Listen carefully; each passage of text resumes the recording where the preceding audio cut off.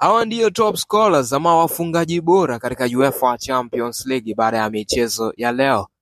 Mchezo wa kwanza ambao uliwakutanisha Aston Villa versus PSG, mchezo ambao ulimalizika kwa ushindi kwa Aston Villa, ushindi wa goli 3-2, lakini aggregate ikiwaponza Aston Villa 4-5. PSG wanafanikiwa kutinga katika hatua ya nusu finali ya UEFA Champions League.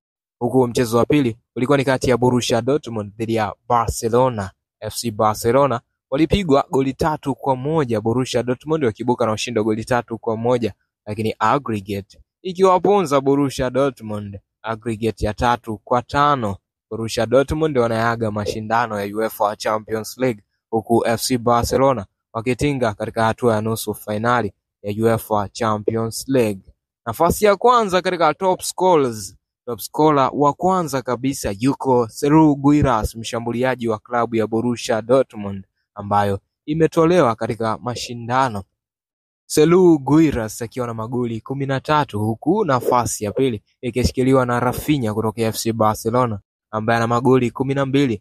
Nafasi ya tatu yuko Roberto Lewandowski kutoka FC Barcelona ambaye ana magoli 11, na nafasi ya 4 yuko Harry Kane kutoka Bayern Munchen akiwa na magoli 10. Erling Haaland anashikilia nafasi ya 5 akiwa na magoli 8, huku nafasi ya 6 ikishikiliwa na wachezaji wengi kweli, Julian Alvarez kutoka Atletico Madrid akiwa na magoli 7, vile David kutoka Lille, Ousmane Dembele kutoka Paris Saint-Germain PSG, Lautaro Martinez kutoka Inter Milan, Kylian Mbappe kutoka Real Madrid, Paredes kutoka Benfica na Vinicius Junior kutoka Real Madrid, wote wakiwa na magoli 7. Hao ndio wafungaji bora katika UEFA Champions League.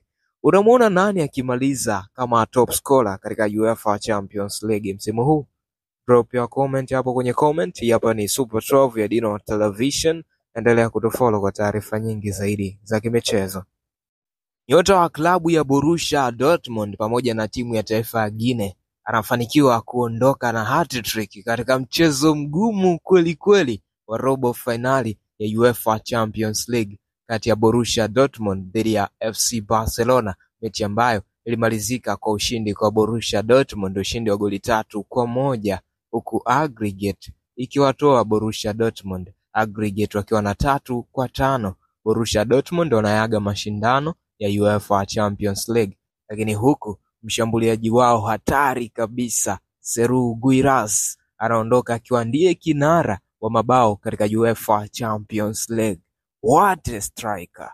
Bana, bonge moja la striker. Ulikuwa na mimi Dennis Denominator. Hapa ni Super 12 ya Dino Television. Endelea kutufollow kwa taarifa nyingi zaidi za kimichezo.